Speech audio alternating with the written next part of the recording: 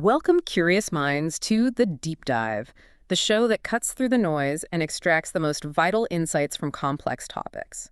Today, we're plunging into a realm that truly bends our everyday intuition. Imagine for a moment that the fundamental particles making up our universe, the very stuff of reality, don't behave like anything you see around you. They're not tiny billiard balls or even abstract points. Instead, they're more like the square roots of geometry, requiring a full 720-degree twist to return to their original state. That peculiar, almost mind-bending property is right at the heart of how we understand matter itself. We are embarking on a deep dive into the fascinating, complex, and profoundly impactful world of spinors in 3+1 dimensions. That's right. These aren't just theoretical constructs. They are the mathematical entities that describe fundamental particles like electrons and neutrinos. Dictating how they interact with space-time forces and even how they emerge in exotic materials right in our labs. It's really fundamental stuff. You've brought us a rich tapestry of sources for this deep dive: articles, research papers, your own notes. Our mission today is clear.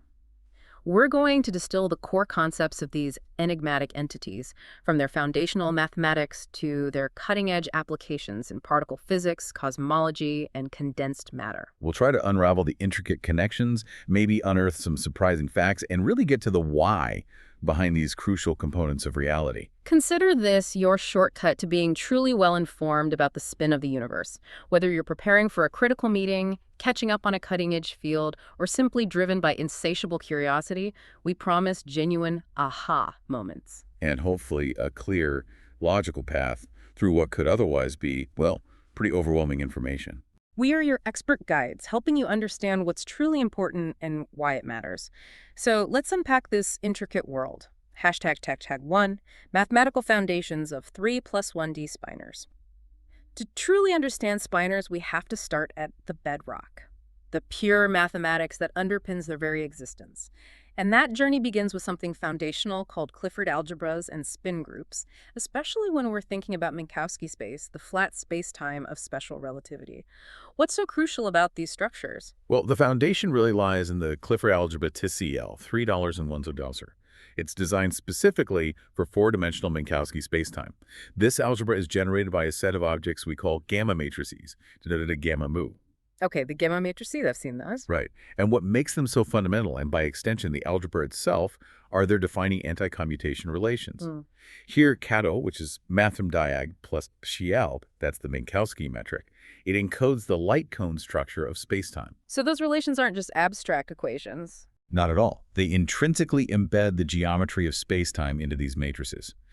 They are, in essence, the algebraic representation of how spacetime itself dictates the fundamental transformation properties. So these gamma matrices are more than just mathematical tools. They're the universe's own algebraic construction manual for movement within spacetime. They literally dictate how fundamental particles experience the geometry around them. Is that the most critical takeaway from their definition? Precisely. They are the key operators that link the internal degrees of freedom of particles, like spin, to the external symmetries of spacetime, namely Lorentz transformations. Building on this, we then organize transformations using a hierarchy of groups. The Clifford group is the most general, comprising invertible products of gamma matrices and vectors. More specialized are the pin group, which double covers the full orthogonal group O3.11s, including reflections like parity, and then the crucial one for us, the spin group. Spin group, right. And that's central for particles with intrinsic spin. Exactly. It's formed by products of an even number of unit vectors within the algebra. And in 3+1D Minkowski space, it's concretely represented as tech-spin larm, which is isomorphic to, say, in the BBC. Okay. And this Sambin math BBC is the double cover of the proper orthochronous Lorentz group, Sambin $70 plus. That's the group describing rotations and boosts that preserve the direction of time and orientation. And that double cover property, that's where the weirdness starts. That's the mathematical seed of the 720-degree twist, yes. Yeah, the 720-degree twist. This is where it gets really interesting and starts to feel counterintuitive. An ordinary object returns to its original state after 360 degrees, but for spinors, it's a double turn. What does this two-valuedness truly mean beyond the mathematical statement? It means that a 360-degree spatial rotation actually flips the sign of a spinor. So it's not back to its original state, but rather to negative itself. Negative itself. Wow. Only after a full 720-degree rotation does it return to its identical original state. While it's impossible to visualize like a macroscopic object, this phenomena highlights that spinors carry a more fundamental level of rotational symmetry information than ordinary vectors or tensors. Sort of a deeper layer of geometry. You could say that. It's why they're often called the square roots of geometric vectors under rotations. They encode this subtle, two-valued nature that's absolutely essential for describing spin-2 particles. That distinction is profound. An electron, for instance, literally experiences space-time's rotational symmetry in a fundamentally different way than, say, a planet does. What does this tell us about the deeper nature of reality that a simpler object just can't reveal? Well, it tells us that fundamental particles possess an intrinsic angular momentum, spin, that is not a classical rotation. It's a purely quantum mechanical property. The spin group provides the essential mathematical infrastructure for these spin-frac representations. Without this specific mathematical structure, consistently incorporating their observed rotational properties into our theories would be impossible. So it's how we define intrinsic angular momentum. It rigorously defines how we understand and quantify the intrinsic angular momentum of fermions, such as electrons and quarks, ensuring our description aligns with experimental reality. Hashtag tag 1.2 Spinor representations and classification in 3+1D. Okay, so with this rich algebraic foundation, how do we classify the different types of spinors we find in 3+1 dimensions? We hear terms like Dirac, Weyl, and Majorana. What distinguishes them, and how are they related? Right. Spinors in 3+1 dimensions are elements of a complex vector space that carries a linear representation of the spin-1 group. The most common and fundamental is the Dirac spinor, usually denoted 3-ola. This is the minimal, irreducible representation of the Sololi $3 telegraph. And that's the one with 4 components. 4 complex components, yes. Yeah. Which means 8 real degrees of freedom. It's really the workhorse for describing particles like electrons. What's particularly illuminating about the Dirac spinor is its decomposition. If you use the Weyl or chiral basis, a Dirac spinor can be elegantly separated into two-component Weyl spinors of opposite chirality. So it splits. Exactly. You can write topo, teral, TRT, each RCT. Topo is under the Frege representation, and topo is under the Dollar representation. These are distinguished by the chirality operator gamma phi 5. You have gamma phi philo and gamma phi PR plus PR1s. And physically, what does chirality mean here? Physically, for massless particles, chirality directly corresponds to helicity. That's the projection of spin onto the direction of momentum. In this massless limit, the left and right Weyl spinors decouple completely. They act as independent species of massless Weyl fermions. So a Dirac spinor is essentially a composite of 2 more fundamental chiral components. That's a powerful way to break it down. But then there are Majorana spinors, which sound profoundly different. What defines a Majorana spinor, and what makes its existence in 3+1D particularly special?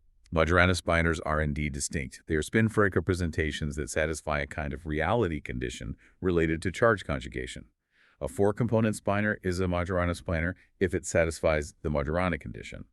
Here, Sun is the charge conjugate spinor defined as a bar, and the dollars is the antisymmetric charge conjugation matrix. So it's like self-conjugate. Effectively, yes. It's a self-conjugate Dirac spinor. Imposing this condition halves the number of independent complex components. This makes Majorana spinors 2 complex dimensional, or equivalently, they possess 4 real components. Fewer degrees of freedom than Dirac. Exactly. And this unique reduction is possible in 3+1D precisely because the Lorentz group admits a real 4-component representation. That's thanks to the specific properties of the charge conjugation matrix in this dimension. Ah, so it's a dimensional feature. It is. This is not universally true in other space-time dimensions, making 3+1D uniquely suitable for Majorana fermions. That's a fascinating mathematical uniqueness to 3+1D. So if I'm a particle physicist listening, what's the most striking, almost counterintuitive consequence of that 2-complex dimensional 4-real component reality? Does it effectively simplify our particle zoo or complicate it? Oh, it dramatically simplifies the particle identity. A Majorana fermion is its own antiparticle. Its own antiparticle, wow. Which means it lacks any distinguishing quantum number that typically differentiates a particle from its antiparticle, like electric charge or left-hand number. If you have a Majorana particle, there's no way to label it matter or antimatter because those distinctions simply collapse. That's mind-bending. It is. And this profound self-conjugacy is a major reason why the potential existence of Majorana neutrinos is so incredibly exciting. Okay, so we have the spinor family tree, Dirac, Weyl, and Majorana. How do they all connect? Are they completely separate or related? They are deeply intertwined. A general Dirac spinor, as we said, can be seen as two Weyl spinors of opposite chirality. Conversely, a Dirac spinor can also be decomposed into two Majorana spinors, especially when a mass term mixes the chiralities. Moreover, a single Weyl fermion can, in a sense, be thought of as a massless Majorana fermion, since in the massless limit, the concept of particle and antiparticle for a chiral state becomes indistinguishable. So there's a lot of overlap in the concept. There is. Let's summarize. Dirac spinors. 4 complex components. 8 real. Describe a particle and its distinct antiparticle. No intrinsic chirality constraint on the total spinor itself. Weyl spinors. 2 complex components. 4 real. Defined by a fixed chirality. They're fundamental building blocks describing massless chiral particles or components of massive Dirac fields. Majorana spinors. 4 real components, 2 complex. Defined by that self-conjugacy condition, they are their own antiparticles, only possible for neutral particles. Got it. Understanding these distinctions, especially chirality and self-conjugation, is crucial for making sense of fundamental particles. It tells us not just what they are, but how they interact, what their most basic properties can be. And ultimately, it helps us interpret the standard model and think about theories beyond it. These definitions aren't just academic. They dictate how fundamental particles interact, what properties they have, like mass, and even whether they can be their own doppelgangers. This is a critical piece of the puzzle for understanding the standard model and beyond. Hashtag 1.3 spin structures on manifolds and physical interpretation. We've laid out the spinor types in flat Minkowski space. But our universe isn't always flat. Gravity warps space-time. How do we take these spinor concepts and apply them consistently to a curved space-time? Or any complex 3+1D manifold? That sounds like a significant leap. It's a critical and definitely non-trivial extension. Defining spinor fields globally on a curved spacetime, or really any differentiable 3+1D manifold nuller, requires the manifold to possess something called a spin structure. A spin structure. Yes, and this isn't just a mathematical convenience, it's a profound topological condition. A topological condition for fundamental particles to exist. That immediately sounds like a deep link between abstract geometry and physical reality. What does it mean intuitively for a manifold to be a spin manifold? Intuitively, you can think of it this way. A manifold is a spin manifold if we can consistently define the direction of up and down for a spinor field everywhere on it, even when you parallel transport the spinor around closed loops. So no weird twists that mess things up globally. Exactly. Mathematically, it means its frame bundle, that's the principal bundle of orthonormal frames, can be lifted to a spin principal bundle. This lift ensures that the phase of a spinor field remains consistent after parallel transport around any closed loop, precisely accounting for that double-valued nature of spin rotations, the 720-degree requirement we discussed. Okay. Without a spin structure, parallel transporting a spinor could return it with an inconsistent arbitrary phase, leading to physical paradoxes. The mathematical obstruction to the existence of a spin structure is quantified by something called the second Stiefel-Whitney class, $2 of the tangent bundle. Stiefel-Whitney class. Sounds technical. It is a bit, but the key point is this. An orientable 3+1D manifold admits a spin structure if and only if $2 of M all too well.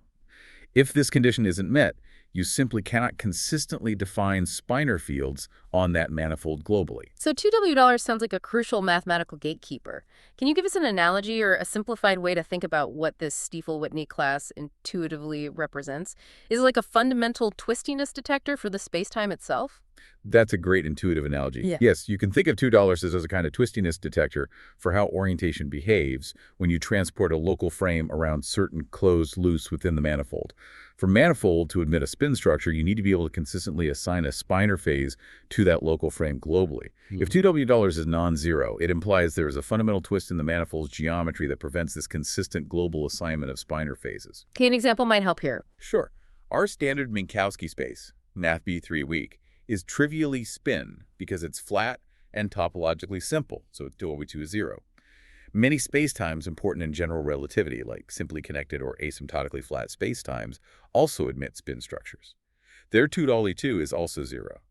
But if you consider a Möbius strip, a classic example of a non-orientable 2D surface where $2 is non-zero, it inherently has a twist. Right, the one-sided strip. Exactly. If you try to transport a spinor around it, it would return with the opposite sign due to that twist. A Möbius strip simply cannot host a globally well-defined spinor field. So no electrons living consistently on a Möbius strip universe. Not in a straightforward way, no. It's a powerful illustration that the geometry dictates what kind of matter can consistently exist. Now, on a manifold that does admit a spin structure, where 2W2 is, we can then define the spin bundle. This double covers the SO $3 frame bundle. Sections of this bundle are the actual Spinor fields on a molar. And that allows for consistent Weil and Dirac fields globally. Precisely. It allows for consistent definition of Weil and Dirac Spinor bundles with their appropriate fiber dimensions. So the very fabric of spacetime must be spin-friendly for fundamental particles like electrons to even exist consistently within it. This isn't just abstract topology, it's a deep connection to the concrete reality of matter. What are the major physical ramifications here? Well, the existence of a spin structure is paramount because it ensures we can consistently define fermionic fields on that spacetime.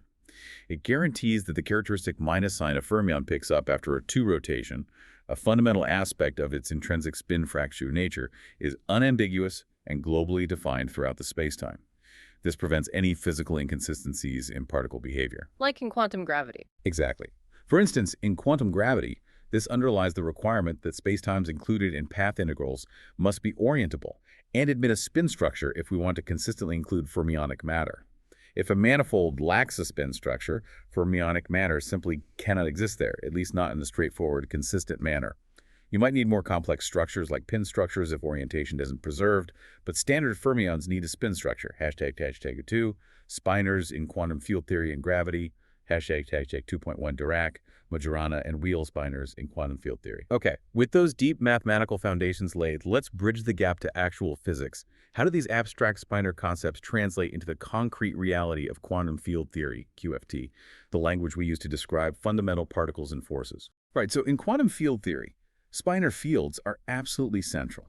They are the fundamental variables describing fermionic particles, everything from electrons and quarks to neutrinos. Their dynamics are dictated by equations that incorporate their spin, mass, and interactions within the framework of special relativity and quantum mechanics. The quintessential example, which defines the dynamics of a 4-component Dirac-Spinor field in 3+1D, is the Dirac equation. Okay, there's the gamma matrices again, and a mass term. What's the mu is the covariant derivative, de mu, partial mu, plus I mu ta. This is a crucial term that incorporates interactions with various gauge fields, mu, which are the force carriers. This equation is incredibly powerful. It can be viewed both as a relativistic wave equation for a single particle and, more profoundly, as the Euler-Lagrange equation for the Dirac field itself within a second quantized theory. So a single equation captures both the wave-like and field-like aspects of fundamental fermions. What does this equation tell us about the inherent degrees of freedom for a particle described by a Dirac spinor? Well, in the simplest case, with no gauge fields, if you look at the plane wave solutions of the Dirac equation, they reveal its full content. You find states corresponding to both positive and negative energies, which we interpret as particle and antiparticle degrees of freedom. Right, matter and antimatter. Exactly. And for each of those, there are 2 distinct spin states, spin up and spin down. So a single Dirac spinor, with its 4 complex components, inherently encodes a total of 4 independent degrees of freedom for each particularly antiparticle pair. Now, concerning chirality and mass, the mass term Dirac in the Dirac-Lagrangian is particularly important. If you expand its side into its chiral components, the tile plus bar, this term looks like neon plus bar. It explicitly mixes the left and right chiral components. So mass connects the left and right parts. Precisely. This means that for a massive Dirac fermion, chirality is not a conserved quantity. Particles can flip their chirality. However, if one enna dolor, the mass term vanishes, and the Dirac equation elegantly decouples into 2 separate 2-component Weil equations, one for Pisbels and one for Besforce.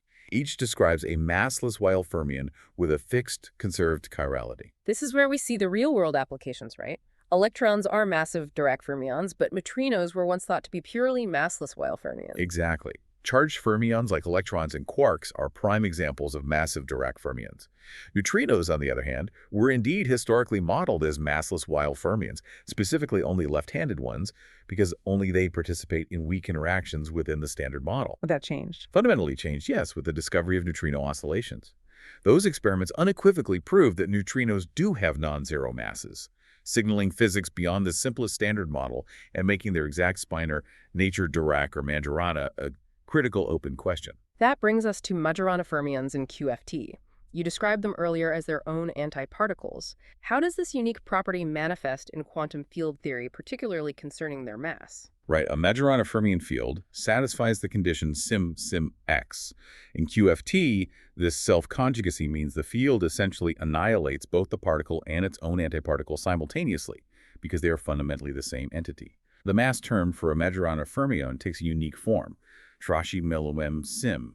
This term is profoundly different from a Dirac mass term, which requires separate particle and antiparticle states, MD bar. And there's a catch for this Majorana mass term. A crucial constraint. It's only possible for neutral spinors. For a charged fermion, like an electron, the Majorana condition sim-sam-tala would imply the particle is its own antiparticle, but with opposite charge, which is a physical impossibility. Wait, so only neutral particles can be Majorana? That seems very restrictive. It is. Furthermore, if a single Weil fermion acquires a Majorana mass, it does so by effectively pairing with its own charge conjugate.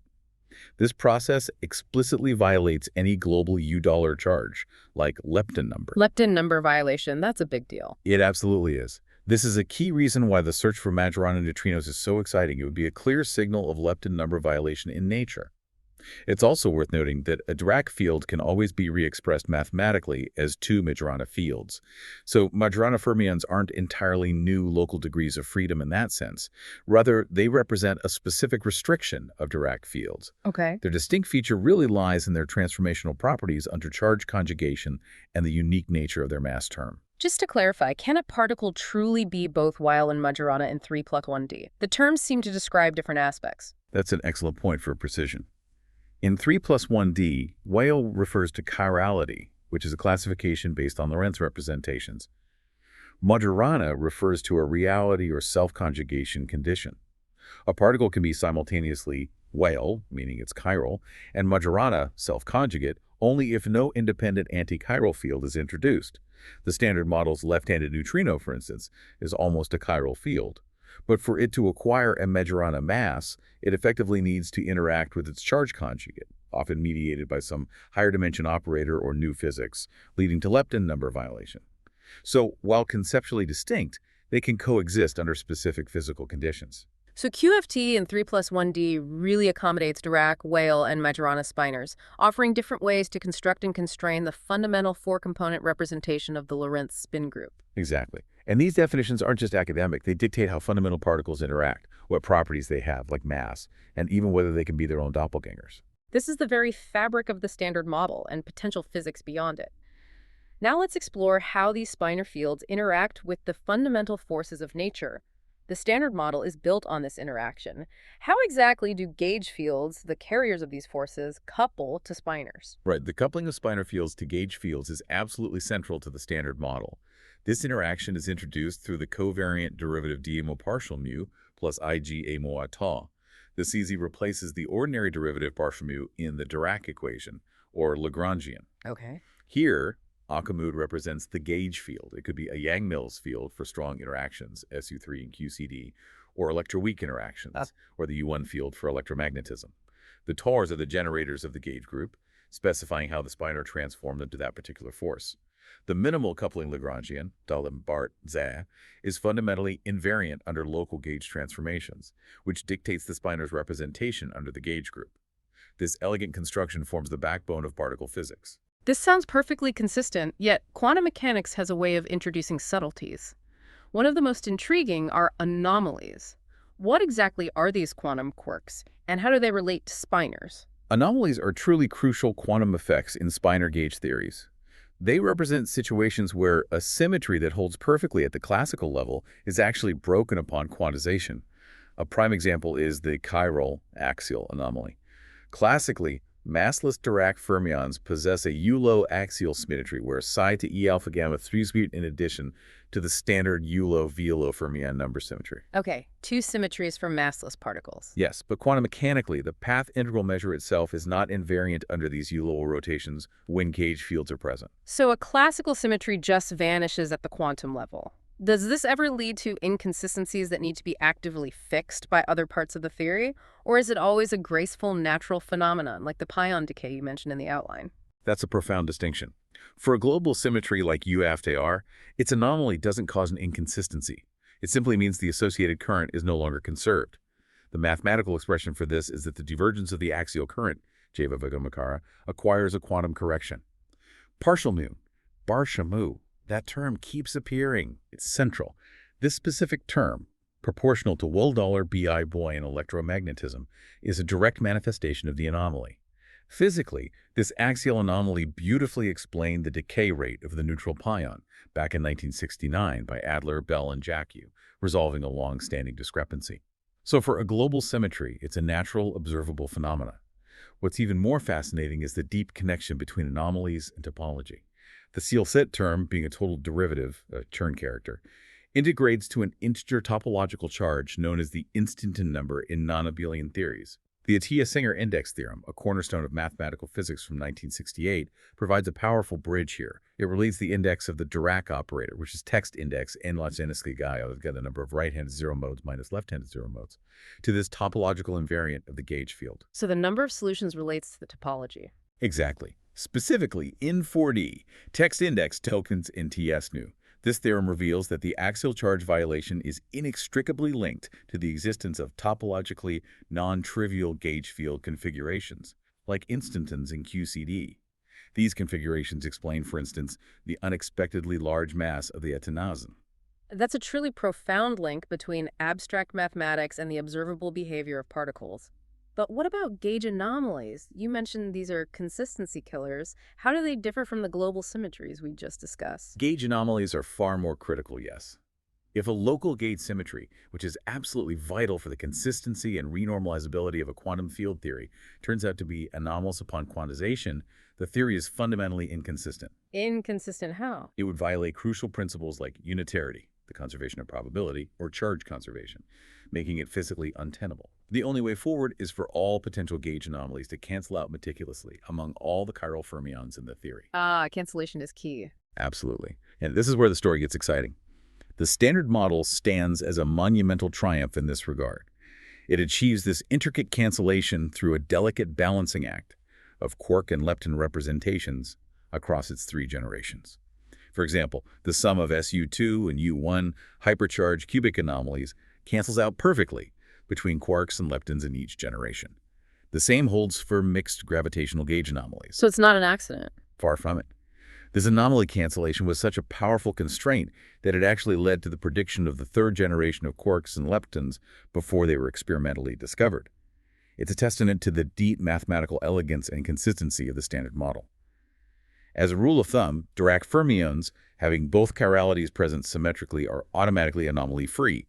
Anomalies only arise in purely chiral theories containing Weyl or Majorana fermions, where left and right-handed particles transform differently. So gauge anomalies are consistency killers, and the Standard Model gracefully evades them through this remarkable balancing act. Are there even more subtle types of anomalies beyond these local ones? Yes, there are global anomalies, which are even more subtle, because they're not apparent from local current divergences. They arise from large gauge transformations. The most famous example in 3+1D is the Witten SU2 anomaly from 1982. Consider an SU2 gauge theory with an odd number of left-handed fermion doublets, like the electron-neutrino doublet. There's no perturbative gauge anomaly. The calculation seems fine locally. Okay, so what's the problem? The problem arises from topology. Witten showed that pi4 SU-Z2, this means there are large gauge transformations, ones not continuously connected to the identity, that can change the sign of the fermion path integral determinant, or Pfaffian for Weyl-Majorana, if you have an odd number of doublets. A sign flip in the whole theory. Exactly. This sign ambiguity effectively cancels out the partition function, rendering the theory inconsistent. You need an even number of such doublets for consistency. Now, for the Standard Model with 3 generations, we have 3 lepton doublets and 3 quark doublets. Each quark doublet comes in 3 colors. So it looks like 3 + 3 = 6, which is even. Simple enough. Almost. You need a detailed group theory analysis involving the embedding of SU2 into the full Standard Model gauge group. But yes, the conclusion is that the Standard Model is, in fact, free of the Witten SU2 global anomaly, due to a subtle cancellation between quark and lepton sectors when all representations are fully considered. These global anomalies, along with local ones, impose powerful constraints that have been remarkably confirmed by the structure we observe in the Standard Model. That's incredible. Anomalies are like quantum speed bumps that ensure only mathematically consistent theories can describe reality. The Standard Model's ingenious anomaly cancellation is a testament to its profound structure, even predicting particles before they were found. This confirms that the universe is not just mathematically consistent, but brilliantly so, with deep connections between the quantum world and the fabric of space-time itself. Now, let's push this even further. We've talked about spinors in flat space and their interactions with gauge fields, but what happens when we introduce gravity? How do these spinning particles behave in a curved space-time where the very fabric of the universe is warped by mass and energy? Right. Coupling spin-frac wields to gravity, as described by general relativity, is indeed non-trivial. The core challenge arises because spinors transform under local Lorentz frames, not directly under the general coordinate transformations that govern gravity. The mathematically sound and widely accepted solution is the Vierbein formalism, sometimes called the tetrad formalism. Veer beans, like four legs. Exactly. It introduces a local orthonormal frame, bria more at each point in spacetime. Here, E is a local Lorentz index, 0, 1, 2, 3, like in flat space, and a moval is a coordinate index, t, x, y, z, moving with the curved spacetime. This Vierbein acts as a crucial bridge between the curved world indices, described by the metric, and the flat local Lorentz indices, described by Datar, satisfying the relationators. So it lets you relate curved space-time geometry to flat space locally. Precisely. A spinor field is then fundamentally defined as a section of the spinor bundle associated with this local Lorentz frame, ensuring it transforms correctly under local Lorentz transformations at each point. So the Vierbein essentially provides a local compass for spinors to navigate curved space-time, translating between the global curvature and the local flat space where spinors live. What about the forces that dictate their movement in this curved environment? How do they feel the curvature? That's where the spin connection Wadmaguat comes in. It functions as the gauge field for the local Lorentz symmetry, much like gauge fields mediate fundamental forces. This spin connection is determined by requiring metric compatibility and tetrad compatibility, which essentially ensures a torsion-free connection in standard general relativity. With this, the covariant derivative acting on a spinor becomes partial mu ki plus rate 1 gamma to tag nam. Ah, another covariant derivative, but now with the spin connection. Yes, and here, gamma gamma. Gamma are the generators of Lorentz transformations specifically for spinors, built from the flat space gamma matrices gamma. This leads us to the curved space Dirac equation, sometimes called the Dirac-Fock-Ivanenko equation, I gamma imu nabla mu. Okay, combining the Vierbein and the spin connection. Exactly. This equation is paramount because it ensures that the parallel transport of spinors is well-defined in curved spacetime and that the gamma matrices themselves are covariantly constant, Toll Matters when properly defined. It preserves the fundamental algebraic structure locally, even in a dynamically warped geometry. How do our familiar conservation laws like charge and energy momentum hold up in this curved, dynamic environment? Do they get modified by gravity itself? Many of them do hold, but in a covariant sense. The conserved Dirac current Jmu bar still obeys to Dablamu Jmu, expressing local charge conservation even in curved space. However, just as with gauge fields, the axial current J5 in Ju is not covariantly conserved in a gravitational background, even in the absence of other gauge fields. Another anomaly, caused by gravity this time. Yes, here we encounter a gravitational axial anomaly. The covariant divergence is non-zero. On alpha benu, this order term is the Pontryagin density of the curvature tensor, the gravitational analog of the Friedrich term we saw in gauge anomalies. Do these gravitational anomalies need to cancel too? For Dirac, vector-like fermions, these pure gravitational anomalies typically cancel out, as the left and right-handed contributions effectively balance each other. The Standard Model, impressively, is carefully constructed to cancel both pure gravitational and mixed gauge gravitational anomalies as well. Spinors also contribute to the stress-energy tensor T-moon, which describes how matter and energy warp spacetime, and this tensor covariantly obeys Navalmoos covariant energy momentum conservation. Furthermore, the covariant conservation of total angular momentum current G alpha beta gracefully incorporates both orbital and spin contributions, with the spin connection mediating their exchange. So spin talks to orbital motion via the spin connection. Precisely. In more exotic theories with torsion, like Einstein-Cartan theory, fermion spin density can act as a direct source of torsion, creating unique contact interactions. But in standard GR, spin influences geometry purely through its contribution to the stress-energy tensor. This sounds incredibly intricate, showing how deep the consistency requirements go.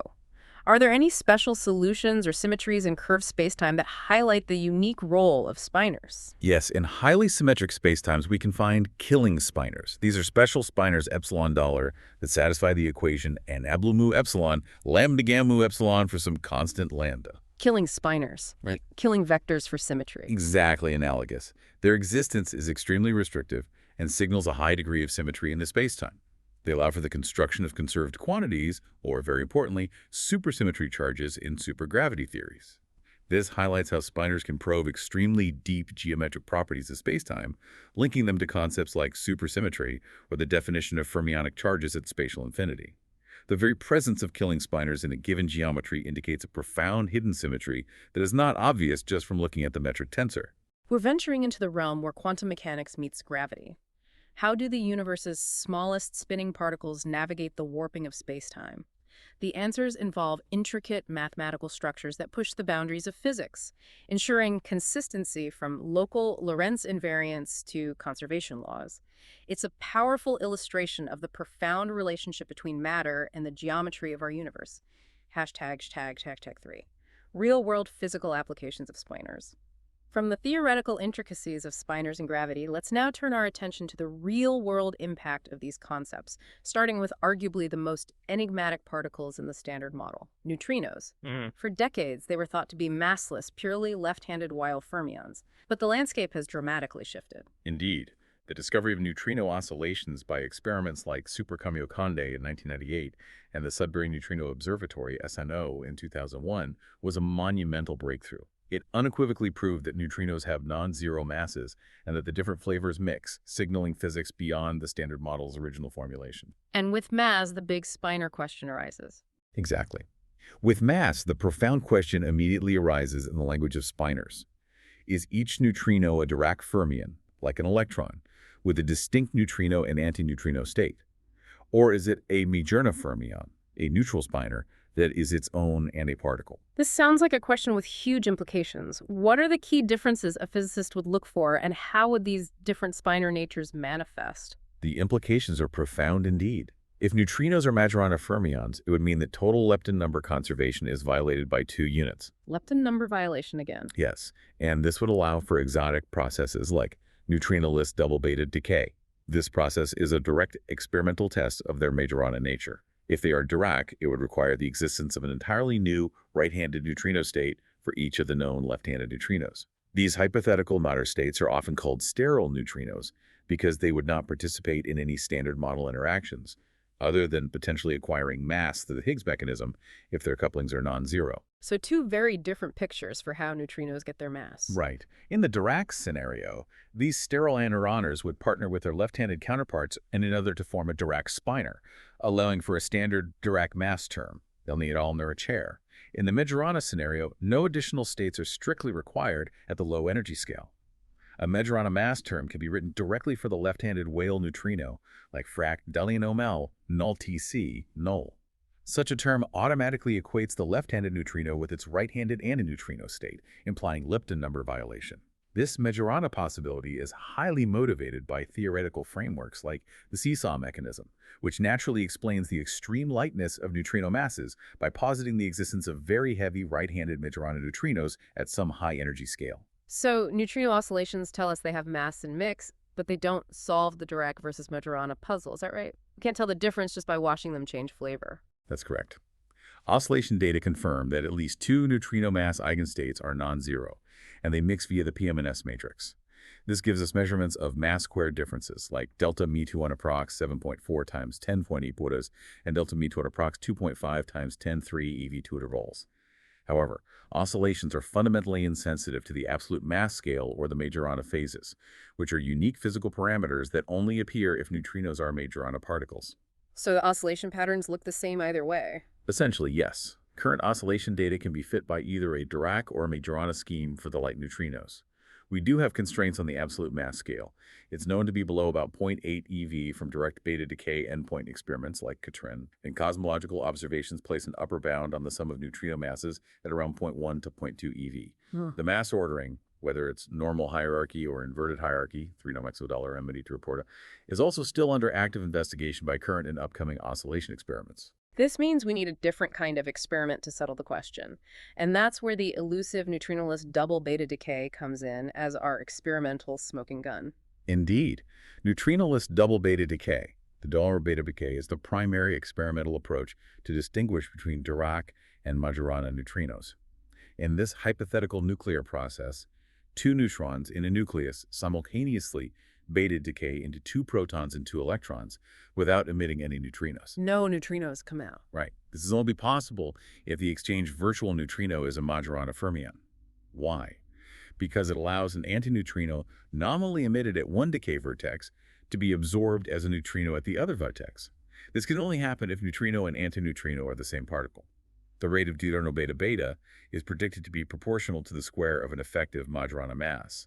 This Majorana beta is a coherent sum of the neutrino masses weighted by the electron mixing matrix elements, and importantly, it includes contributions from the Majorana CP phases. And where are we with the search? Have we seen it? Not yet.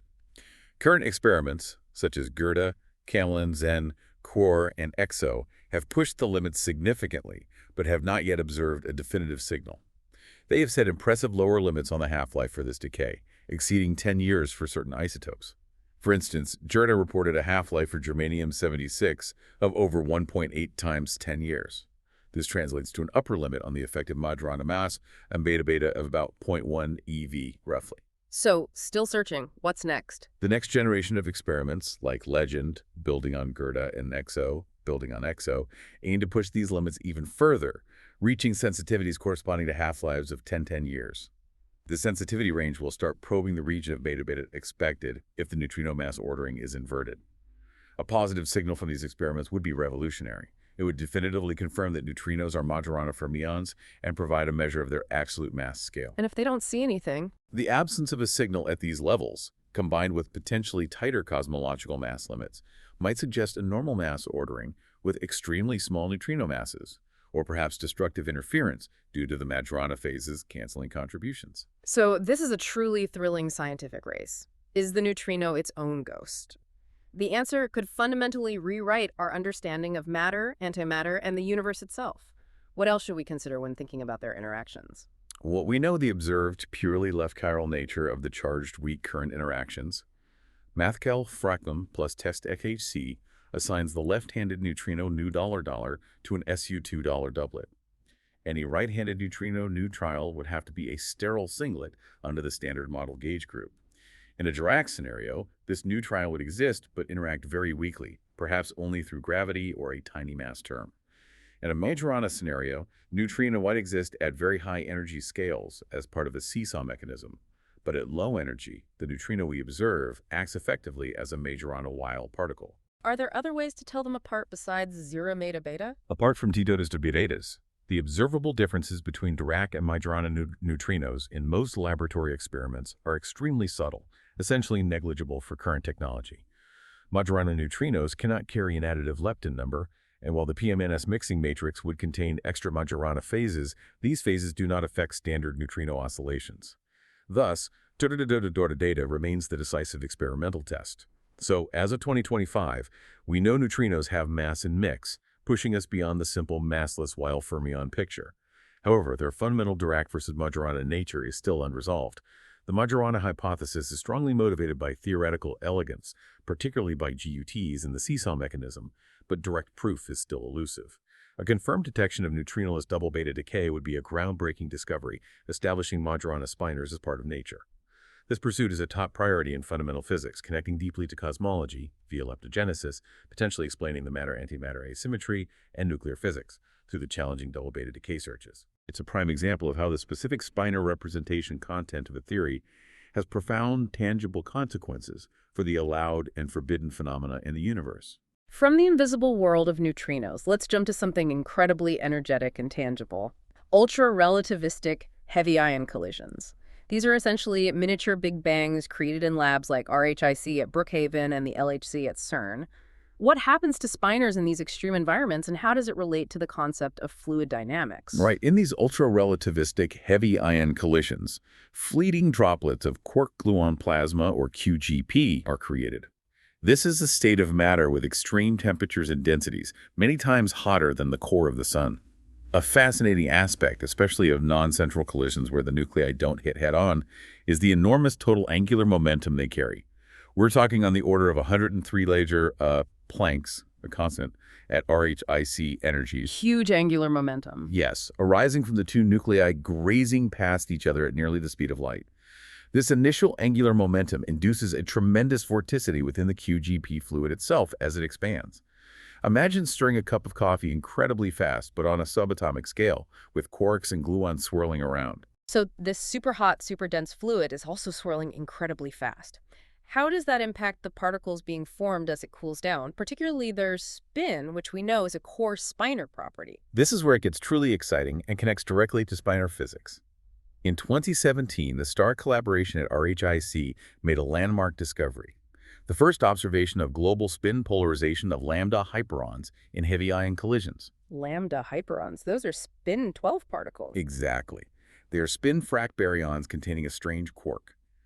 STAR found that these lambda hyperons were polarized by about 1–3% along the direction of the system's initial angular momentum, which is typically perpendicular to the reaction plane defined by the impact parameter and beam direction. This remarkable result demonstrated that the QGP is arguably the most vortical fluid ever observed, with an estimated vorticity reaching something like 10 times per second. An incredible spin rate. It provided direct evidence of spin-angular momentum conversion. The macroscopic rotation of the fluid imprints a preferred spin direction on the produced quantum particles, the hadrons. How do we understand that coupling theoretically? Theoretically, this phenomenon can be understood through a thermodynamic lens. In local thermal equilibrium, a fluid element with vorticity bold symbol mega is expected to induce an equilibrium spin polarization. This polarization is proportional to the thermal vorticity field. Verpi mu nu, partial nu beta nu, where beta mu nu is the inverse temperature 4 vector, 4 velocity divided by temperature. At the point of freeze-out, when the QGP transitions into individual hadrons, this polarization is thought to be inherited by particles like the lambda. Simple linear response relations, like lambda epsilon mu nu sigma, predicted a polarization of around 1%, which was remarkably consistent with STAR's initial global polarization observations. That's a fantastic confirmation of theory linking macroscopic fluid properties like vorticity to quantum spin. But I understand there's a sign puzzle that emerged from more detailed measurements. Does this challenge our basic understanding of the phenomenon? Yes, this is a significant and actively debated open problem. Following the global polarization discovery, more differential measurements were made, particularly looking at local polarization components, like the component along the beam direction, as a function of the particle's azimuthal angle relative to the reaction plane. These measurements revealed an intriguing puzzle. The observed phase, or angular dependence, for the longitudinal lambda polarization was opposite to the predictions from naive thermal vorticity models. Opposite sign. That sounds like a serious discrepancy. It is. This sign puzzle has sparked intense theoretical investigation. Potential resolutions being explored include effects from the late-stage hadronic interactions, where the spins might reorient after the QGP phase due to scattering in the hadron gas. Another possibility is the presence of shear-induced polarization, which arises from velocity gradients, shear tensor, rather than pure vorticity, and might contribute with a different sign. Feed-down contributions from heavier resonance decays, like sigma to lambda pike, could also dilute or even flip the observed polarization signal. So the picture is more complicated than just simple vorticity alignment. It seems so. While some studies suggest these effects might alleviate the discrepancy, a definitive consensus explaining the sign puzzle has not yet been reached. It underscores that while the overall spin-angular momentum conversion is established, the detailed mechanisms governing spin polarization, particularly in the presence of viscosity, magnetic fields, or complex QCD dynamics during hadronization, still require deeper understanding. This sounds like it's pushing the boundaries of traditional hydrodynamics. Is a new theoretical framework emerging to handle spin as a dynamic variable within this highly energetic fluid? Absolutely. An emergent field called spin hydrodynamics aims to extend relativistic hydrodynamics to explicitly include spin degrees of freedom as dynamical variables. This typically involves introducing a spin tensor lambda alongside the familiar stress energy tensor mu. While total angular momentum, orbital plus spin, is conserved, spin itself is not a conserved charge in isolation. It can transfer to orbital angular momentum. Thus, spin hydrodynamics is often formulated as a form of quasi-hydrodynamics, where the spin density relaxes toward an equilibrium alignment with vorticity over a finite relaxation time. Recent theoretical efforts, often derived from quantum kinetic theory and entropy current considerations, are exploring this spin relaxation time, linking it to transport coefficients like shear viscosity, and trying to build a consistent second-order theory. And what about those other extreme conditions like magnetic fields? Right, the QGP environment is also characterized by enormous, though transient, magnetic fields generated by the spectator protons.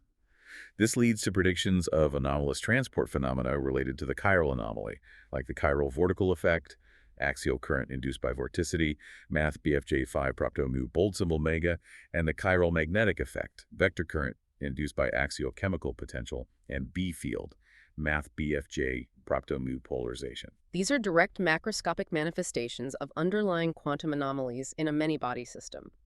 While there are ongoing searches, their experimental confirmation in heavy ion collisions remains ambiguous and challenging. However, the lambda polarization observed so far is primarily interpreted as a more classical manifestation of spin-orbit coupling, driven by local thermodynamic equilibration with the fluid's rotation, rather than requiring these quantum anomalies directly, although connections might exist. This really shows the power of high-energy experiments to probe fundamental interactions. What other particles are being studied for spin effects to shed more light on this phenomenon? Experiments are expanding beyond lambda hyperons to include multiply strange hyperons like the SIN12 and even measurements of vector meson spin 1 for particles like the Fimamins and the Dollars. Spin 1 particles, too. Yes, these provide additional avenues to test spin dynamics and probe different aspects of the QGP. For instance, vector meson alignment could offer insights into the presence of strong electromagnetic fields during the QGP phase, as meson polarization might arise from the polarization of quark-antiquark pairs, like Siva for the shelf in a magnetic field, or from fragmentation mechanisms. Each new measurement helps refine our understanding of how spin is generated, transported, and ultimately observed in the most extreme fluid known to man. So imagine swirling a coffee cup and the coffee spontaneously polarizing the sugar granules, with some pointing one way and some the other depending on subtle fluid motions. That's essentially what's happening in the quark-gluon plasma, revealing how rotation and spin couple in the universe's most extreme fluid. This is a vivid, real-world application of Spinor physics. Hashtag 3.3 Schwinger pair production with spin resolution in QED. From the dense, hot QGP, let's shift to the ultimate nothingness, the vacuum. We're talking about the Schwinger effect, the mind-boggling idea that empty space itself can spontaneously generate matter and antimatter pairs under incredibly extreme conditions. What's the latest on this frontier, and how do spinors representing the fundamental spin of particles play a crucial role? Yes, the Schwinger effect is a quintessential non-perturbative prediction of quantum electrodynamics, QED, which is fundamentally a Spinor theory describing electrons and positrons. Back in 1951, Julian Schwinger predicted that an incredibly intense electric field dollars could cause the vacuum itself to become unstable and decay, spontaneously producing electron-positron, U plus E pairs. Pulling particles out of empty space? Essentially, yes. The pair production rate per unit volume is exponentially suppressed, roughly like SIMFRAC M2E, where M is the electron mass and E is its charge. However, this requires an astronomical Schwinger critical field strength, approx 1.3 times 1018 volts per meter. That corresponds to a laser intensity IC SIM 4.3 times 10 watts per square centimeter. That's huge. Have we reached that? Not quite. That field strength is still beyond current experimental reach, and thus direct observation of this non-perturbative Schwinger pair production has not yet been achieved. It remains a powerful theoretical prediction about the nature of the QED vacuum under extreme stress. So it's a long-standing theoretical prediction, a kind of ultimate test for QED. Are we actually getting closer to observing it directly? What's the experimental status? We are getting significantly closer. Rapidly advancing laser technology, particularly using chirped pulse amplification, CPA, has pushed peak laser intensities to the 10 L2CM22 range. Upcoming facilities like the Extreme Light Infrastructure, ELI, in Europe, the Station of Extreme Light, SEL, in China, and the proposed LUXE experiment at DEER, using the European XEL electron beam colliding with a powerful laser, aim for intensities reaching up to 10 DCM22. Getting within spitting distance, relatively speaking. Within a few orders of magnitude of eye time, yes. This offers real hope for direct observation of the non-perturbative regime in the near future. It's important to distinguish this from the perturbative regime. Multiphoton-assisted processes, like multiphoton Brightwheeler pair production, the gamma plus gamma to E plus E, were observed at the SLAC E144 experiment back in the 1990s. That probed high-intensity QED, but in a regime where many photons combine. The non-perturbative tunneling regime, characterized by the Keldysh parameter the gamma or omega is the laser frequency, remains unobserved. That's the true Schwinger effect. Given that QED is a Spinor theory, meaning electrons and positrons intrinsically have spin for co, is it possible that these generated pairs aren't just any electrons and positrons, but actually spin polarized? Could the vacuum itself, under these conditions, favor one spin direction over another? This is a key and very active area of theoretical research, the spin-resolved aspects of pair production. Since the created electrons and positrons are spin-for-co particles, a crucial question is whether this strong field pair production exhibits any net spin polarization. In a perfectly constant uniform electric field, symmetries would likely suggest no net polarization.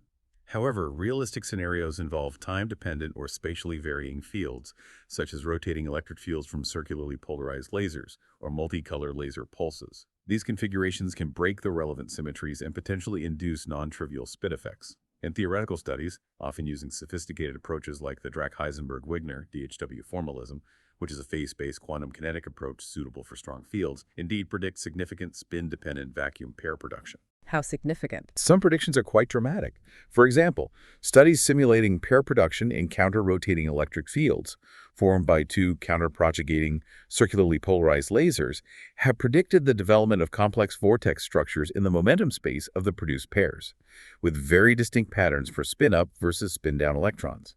Some calculations suggest that nearly 98% of electrons produced in certain momentum bins could be spin up for specific field configurations, or maybe 99% spin down in others. Extremely high spin polarizations are theoretically possible under optimized conditions. Almost 100% polarization from empty space. That's incredible. What's the physical mechanism behind such extreme asymmetries? Is it like a magnetic field aligning tiny magnets or something more subtle? It's often more subtle than a simple static magnetic field effect, although effective magnetic fields can play a role. These dramatic asymmetries typically arise from the intricate quantum interference between multiple timescales or spatial structures present in the laser field configuration. Think of different frequencies, pulse chirps, relative phases, or delays between multiple laser pulses. These create conditions that dynamically favor one spin orientation over the other during the tunneling process. It's somewhat analogous to the Sokolov-Ternov effect, spin polarization of electrons in storage rings due to synchrotron radiation, but happening dynamically during pair creation. So laser pulse shaping could control the spin. That's the theoretical implication.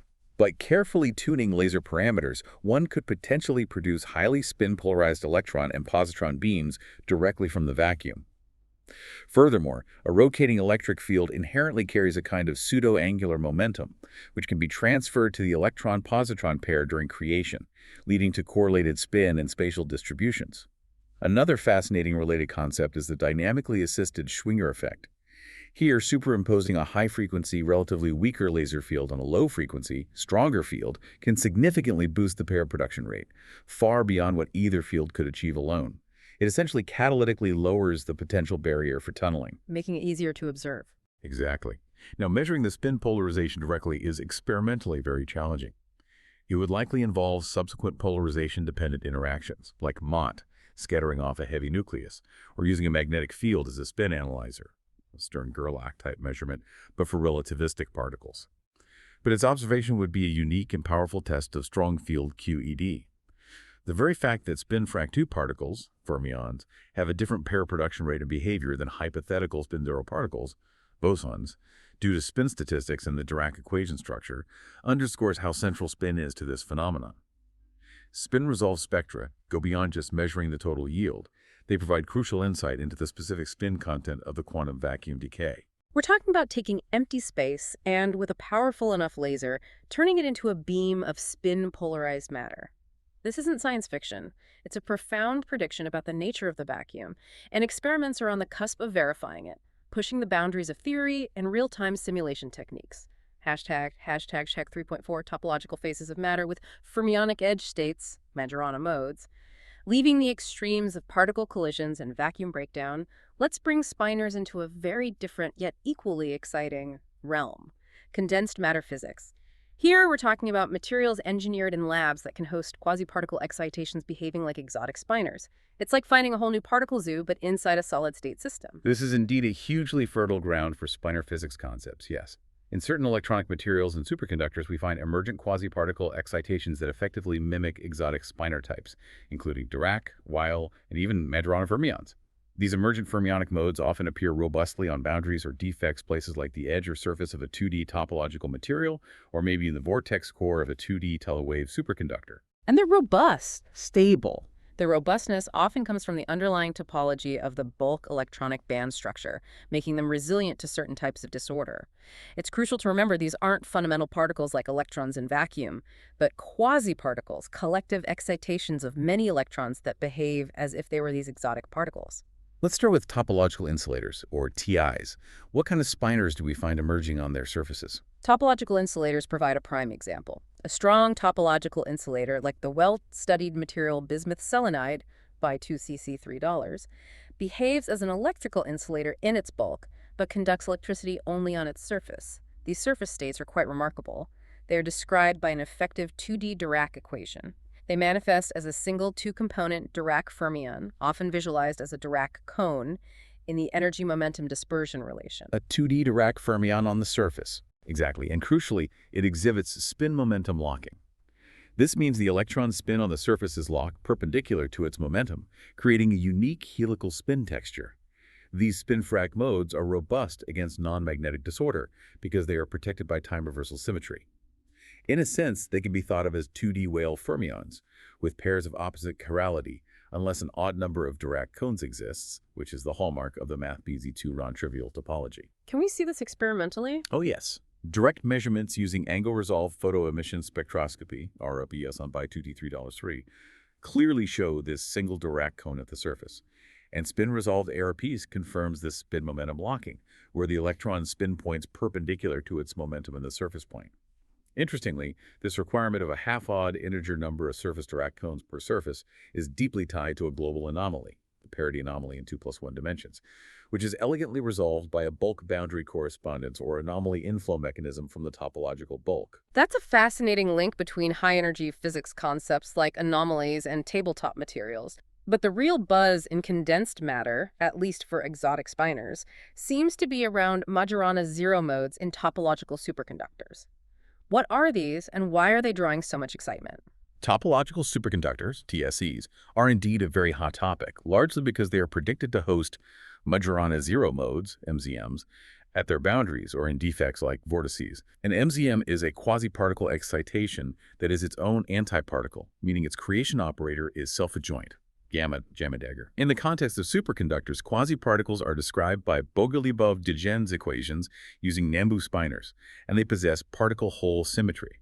This symmetry is the condensed matter analog of charge conjugation symmetry in particle physics, and it's what allows for these self-conjugate zero-energy modes to exist under the right topological conditions. Where do they appear? They are typically predicted to appear at the ends of a 1D TL wave superconducting wire, as famously described in the Kitaev chain model, or, for example, within the core of a vortex in a 2D TPX plus IP topological superconductor.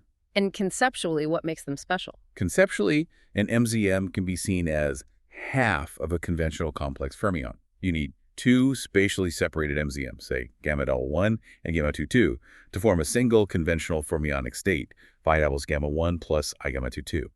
When isolated, these MZMs non-locally store equipative information, which is protected by their spatial separation and topological nature. And are we actually seeing these in experiments? It seems like there's been a lot of excitement, but also a lot of caution due to the subtlety of their detection. What's the current status? The experimental search for MZMs has focused heavily on engineered heterostructures. A common and promising platform involves a semiconductor nanowire with strong spin-orbit coupling, like indium antimonide, NSB, or indium arsenide, NAs, brought into close proximity with a conventional psi-wave superconductor, like niobium or aluminum, and subjected to an external magnetic field. This combination effectively engineers the conditions for a 1D theta-wave superconducting phase. In 2012, a team led by V. Morik at Delft reported a zero-bias conductance peak in tunneling spectroscopy measurements on an NSB and B10 nanowire.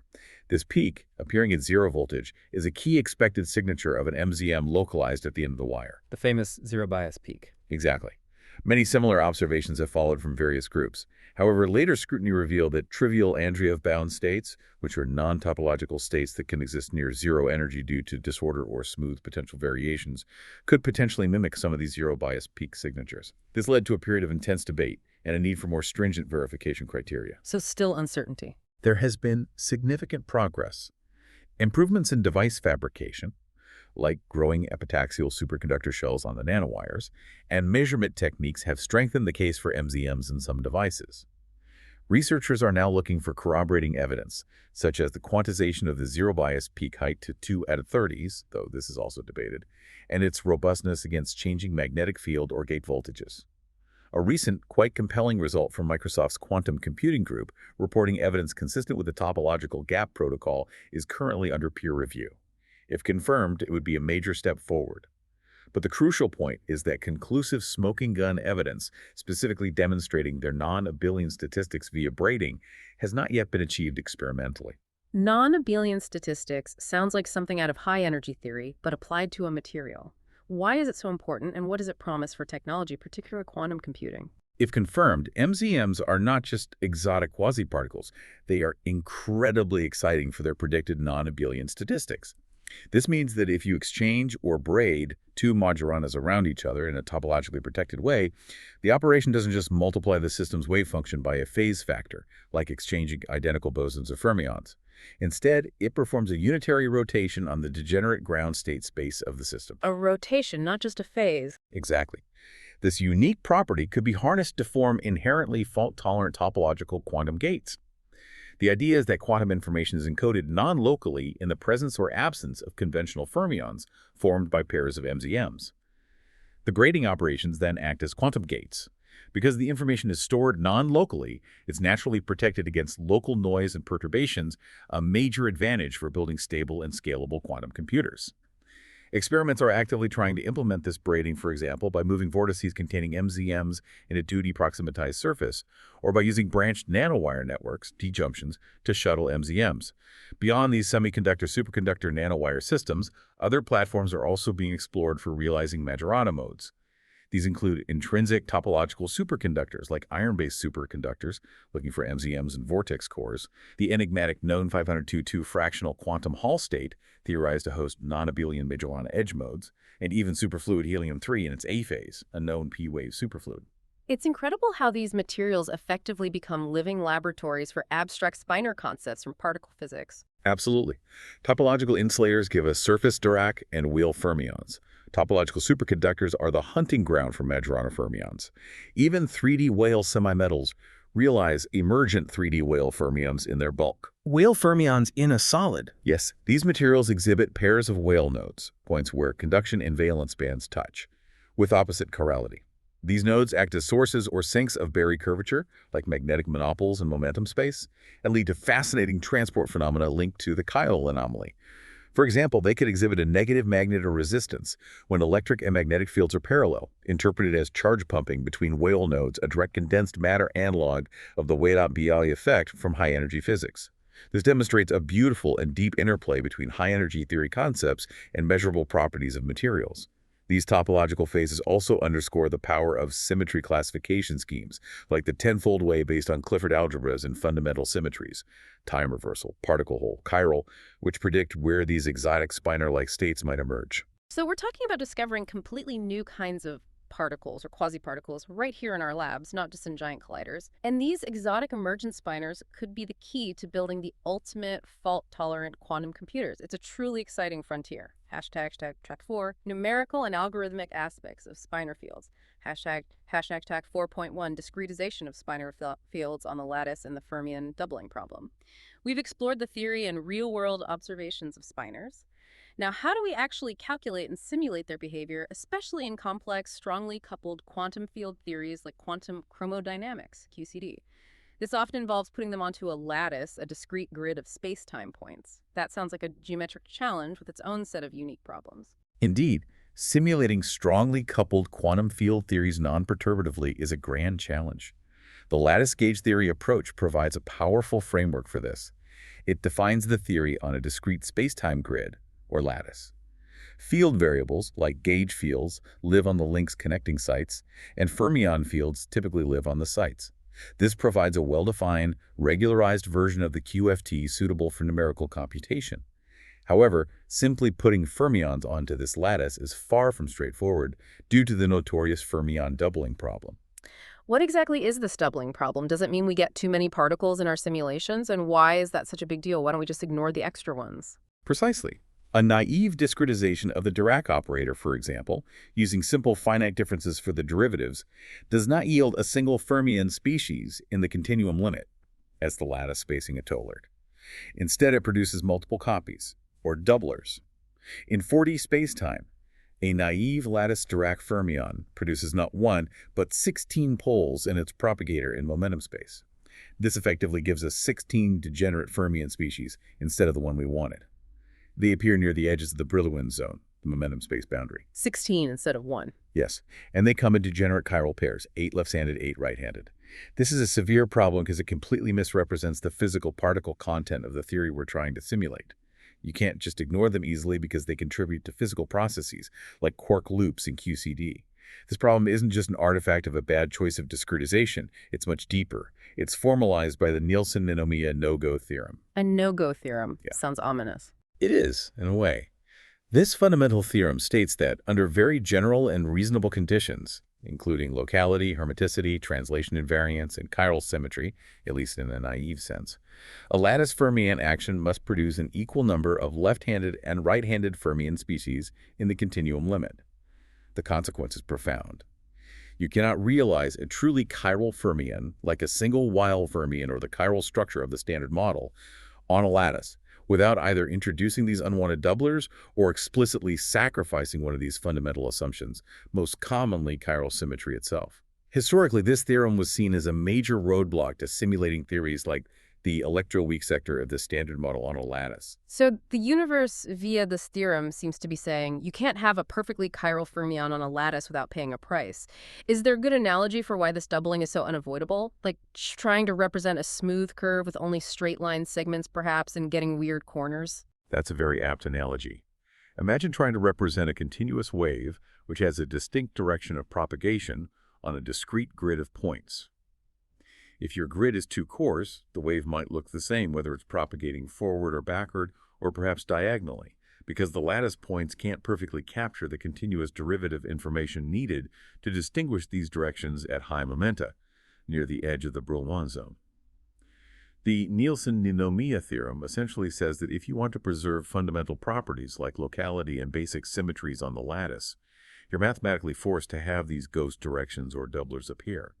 Given this powerful no-go theorem, physicists have developed several ingenious strategies over the years to circumvent or manage the doubling problem, each with its own set of advantages and disadvantages. 1. Wilson fermions. This was one of the earliest and remains a very common approach. It explicitly breaks chiral symmetry at finite lattice spacing by adding an irrelevant dimension 5 operator, the Wilson term, to the action, where delta c, so the lattice Laplacian. This term acts like a momentum-dependent mass. How does that help? It gives the doublers, which live at high momenta near the edge of the Brillouin zone, a very large effective mass, on the order of when a day, whereas the lattice spacing. This large mass causes them to decouple completely from the low-energy physics in the continuum limit. So you push the ghosts away by making them heavy. Exactly. The cost, however, is that we've explicitly broken chiral symmetry by hand. This means chiral symmetry is only recovered automatically in the continuum limit, and it requires careful fine-tuning of the quark mass parameter. Nonetheless, Wilson fermions, and improved versions, like Clover fermions, are a standard workhorse for many large-scale QCD simulations. 2. Staggered fermions. Kogut-Susskind. This method takes a different approach. It cleverly reduces the number of doublers by distributing the components of the Dirac spinor across different sides of the lattice cell. This staggering reduces the initial 16 doublers in 4D down to 4 species, often called tastes. 4 is better than 16. It is, and staggered fermions preserve a remnant Goral-chiral symmetry, which offers some theoretical advantages. They're also computationally less expensive than Wilson fermions per flavor. However, you still have this 4-fold taste degeneracy. For simulations aiming for a single flavor or two, like up and down quarks, a somewhat controversial fourth root trick is often employed on the fermion determinant. It seems to work well in practice for QCD, but its theoretical justification is not fully rigorous. 3. Domain wall fermions, DWF. This is a more sophisticated approach inspired by physics in higher dimensions. It introduces an extra fictitious fifth dimension of finite extent. A 5D Dirac fermion is defined in this space with a mass term that changes sign across the middle of the fifth dimension, the domain wall. A fifth dimension. Yes, purely as a mathematical device. This setup causes massless chiral zero modes to get localized at the 4D boundaries of this extra dimension, say, left-handed modes on one boundary and right-handed modes on the opposite boundary. If the fifth dimension Syracaltors is made large enough, the overlap between these left and right modes becomes exponentially small. This yields effectively light, almost chiral fermions in our 4D world. DWF provide very good chiral properties at the cost of simulating this extra dimension, making them computationally more demanding than Wilson or staggered. 4. Overlap fermions. This formulation is arguably the most theoretically elegant solution. It's based directly on the Ginzburg-Wilson relation, which is a modification of the standard chiral symmetry condition that can be satisfied exactly on the lattice, even at finite lattice spacing dollars. The overlap Dirac operator essentially projects out a single chiral mode from the doubled spectrum of an underlying Wilson-like operator. It rigorously preserves an exact chiral symmetry on the lattice. The perfect solution. Theoretically, yes, for chiral symmetry. The trade-off is that the overlap operator is mathematically complex, involving a matrix sign function, and computationally very expensive, much more so than the other methods.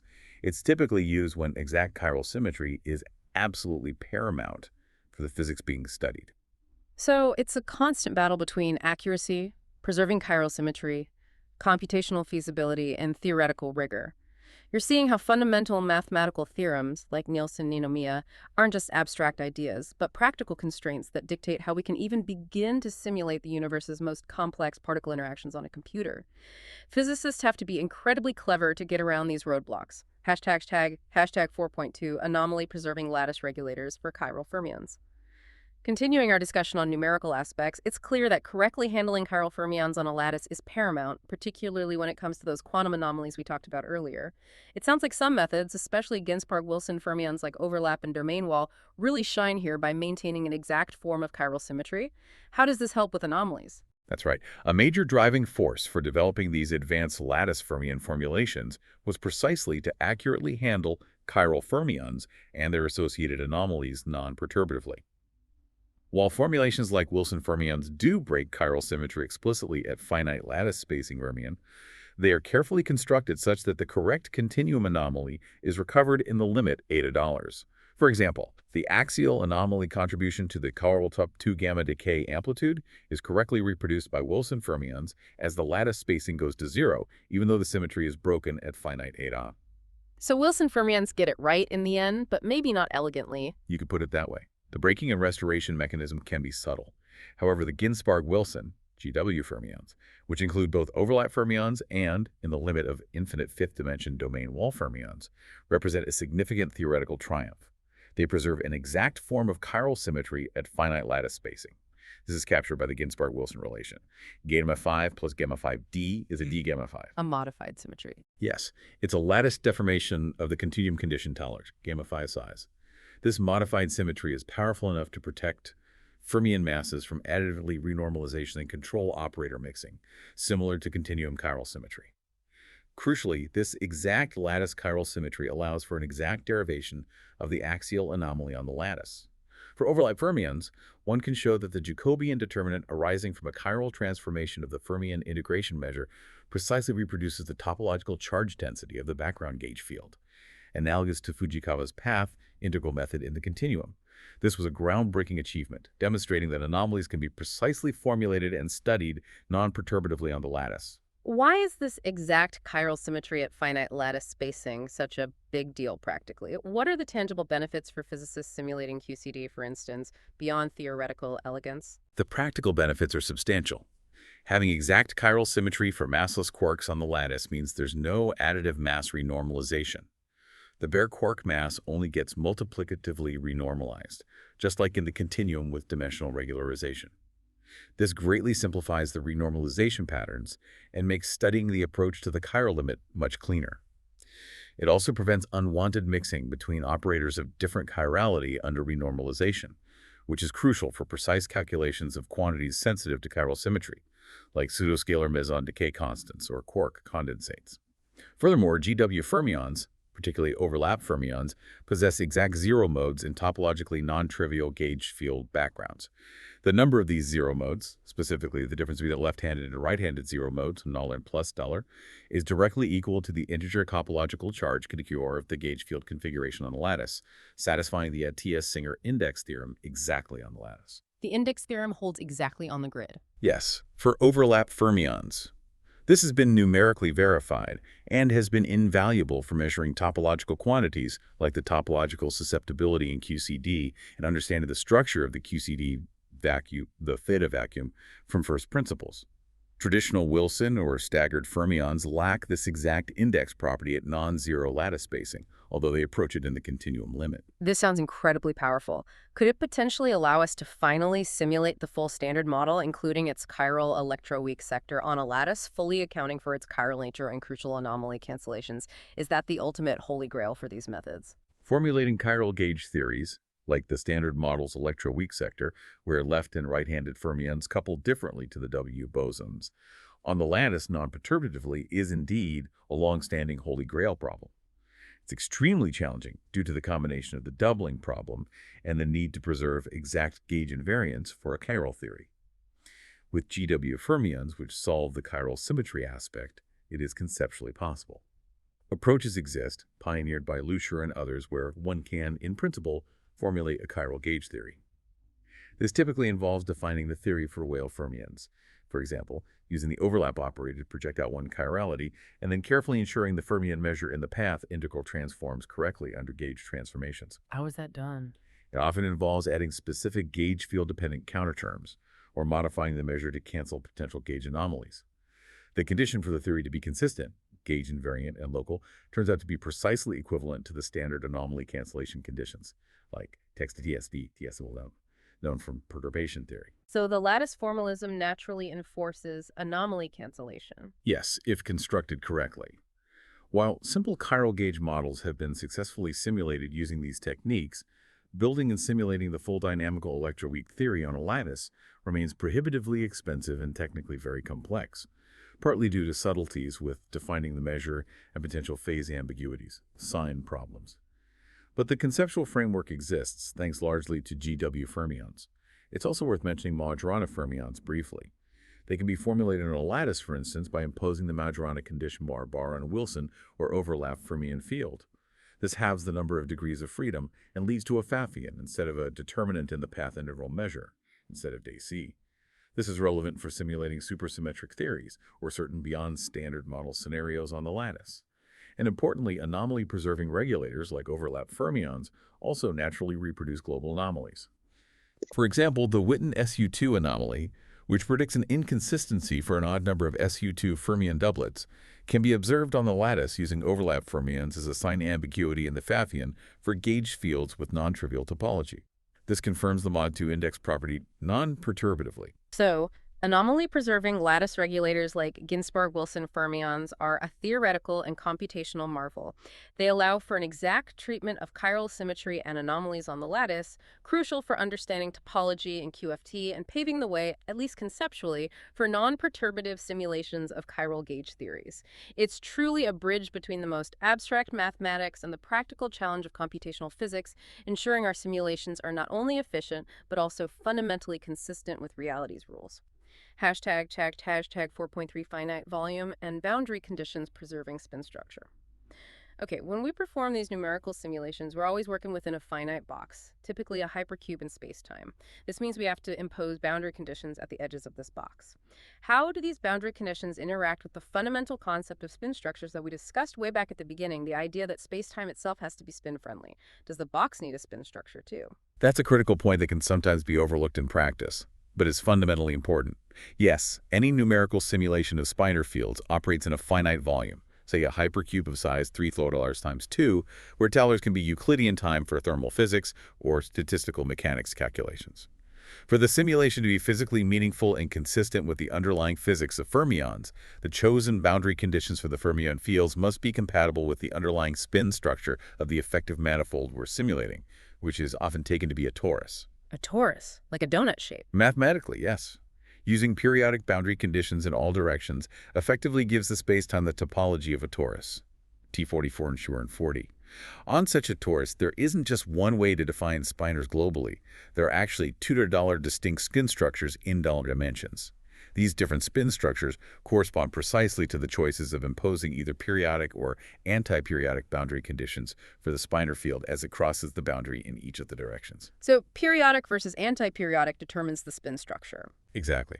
For example, in finite temperature QFT simulations, the standard and physically crucial choice is to impose anti-periodic temporal boundary conditions for fermions, while keeping periodic boundary conditions for bosons, like gauge fields. Why anti-periodic in time specifically? This specific choice is not arbitrary. It's essential for correctly implementing the Fermi-Dirac statistics obeyed by fermions in a thermal ensemble represented by the Euclidean path integral. It ensures the correct Matsubara frequencies, p dollars plus 2 mens plus 1 pi t, for fermions. The spatial directions are typically chosen to be periodic to minimize finite-sized boundary effects and preserve translational invariance as much as possible. The standard combination, periodic spatial, anti-periodic temporal, corresponds to one specific physically relevant spin structure on the effective T44 lattice manifold. So the boundary conditions aren't just technical details about the edges of the simulation box. They fundamentally dictate the statistical behavior of the particles and encode the very nature of the thermal spacetime we're simulating. It's a deep statement about the fundamental physics being captured. Precisely. From a topological perspective, an orientable torus T4R1 always admits a spin structure. Its second Stiefel-Whitney class 2W2 is 0. So existence isn't the issue here, unlike potentially more exotic manifolds. The different choices of periodic or anti-periodic boundary conditions in each direction simply correspond to the different but all mathematically valid spin structures possible on the torus. However, physical considerations, particularly the need to reproduce correct thermal statistics for fermions, Fermi-Dirac, versus bosons, Bose-Einstein, usually dictate this specific choice. Choosing the wrong boundary conditions, for example, periodic for fermions in the time direction, would lead to incorrect physical results for thermal properties or even fundamental inconsistencies. While periodic anti-periodic boundary conditions on a torus are common, sometimes other types are used. For example, open boundary conditions might be used in the time direction for certain calculations. For example, calculating vacuum matrix elements or trying to reduce autocorrelations for topology. How do those work with spinors? Open boundaries break the closed manifold assumption. So topological charges are no longer strictly quantized, for instance. For spinors, open boundaries require specific conditions, often setting the spinor field to 0 at the boundary. This can explicitly break symmetries like time translation and introduce reflection effects from the boundary that need careful handling and subtraction in analyses. Compatibility with spin structures becomes more subtle for manifolds with boundaries. Does the choice of boundary condition affect anything else, like momentum? Yes. For instance, using anti-periodic spatial boundary conditions, APBC, instead of periodic ones, means the allowed momentum components are quantized in half-integer units of $2 pal, i.e. pi plus for pi. This avoids a zero momentum mode, which can sometimes be helpful for mitigating certain infrared IR divergence issues in finite volume, although it comes at the cost of explicitly breaking spatial translation invariance. So, yes, the key takeaway is that boundary conditions in numerical simulations are not arbitrary choices. They must meticulously respect the fundamental spin structure of the chosen spacetime topology and the physical statistics of the particles involved. The standard anti-periodic in time, periodic in space conditions are essential for obtaining valid results in finite temperature simulations of fermionic systems. It really highlights that even when we put the universe's most fundamental particles into a computer simulation box, the deep rules of reality, topology, statistics, spin structures still apply right down to the edges. How we set those boundaries isn't just a programming detail. It's a profound statement about the physics we're trying to accurately capture. Hashtag 4.4 high-performance methods for real-time spinor evolution in external fields. We've just talked mostly about static equilibrium simulations using Euclidean time. But what if we want to watch spinor fields evolve dynamically in real time? How do physicists use high-performance computing, HPC, to simulate truly dynamic events, like particles popping out of the vacuum in the Schwinger effect, or the rapid expansion and cooling of the quark-gluon plasma after a heavy ion collision? Right. Simulating the real-time dynamics of spinor fields is a rapidly growing and computationally intensive area. It pushes beyond traditional Euclidean time lattice QFT, which is excellent for calculating static properties like hadron masses or thermodynamic quantities. We're interested now in non-equilibrium phenomena, the actual time evolution. Hmm. However, directly simulating quantum field theories in real Minkowski time on a lattice faces a formidable hurdle, the infamous sign problem. A sign problem. What's that? In the path integral formulation, the contribution of each field configuration in Euclidean time is weighted by E, where it seizes the Euclidean action, which is real and positive for typical theories. This allows the weight to be interpreted as a probability, making Monte Carlo important sampling methods very effective. But in real time, the weight is EIZI, where C is the real Minkowski action. This is a complex phase factor that oscillates wildly between different configurations. You can no longer interpret it as a probability, and standard Monte Carlo methods break down due to near-perfect cancellations between configurations with opposite phases. This makes direct real-time lattice QFT simulations extremely difficult for most interacting theories, especially at finite density or for long-time evolutions. So how do we simulate things like the Schwinger effect then, which is inherently dynamic? For certain important problems, we can make progress. If we're interested in spin fractal particles evolving in a classical external field, like an electron in a prescribed laser field for Schwinger effect studies, or quarks in a classical color field, the Dirac equation is linear in the Spinor field. In this case, we don't need the full path integral. We can directly solve the time-dependent Dirac equation as an initial value problem. I partial psi, where H is the Dirac Hamiltonian, including the external field. This involves discretizing space onto a grid and then integrating the Spinor field forward in time using very fine time steps. Essentially, it becomes solving a massive system of coupled ordinary differential equations. And that's where the supercomputers come in. Absolutely. This is where high-performance computing, HPC, particularly using massively parallel architectures like GPU accelerators, becomes absolutely crucial. So we're talking about supercomputers essentially filming these quantum events in incredibly fine detail, solving the Dirac equation across a huge grid over many time steps. Can you give an example of the sheer scale and power needed for this kind of simulation? Certainly.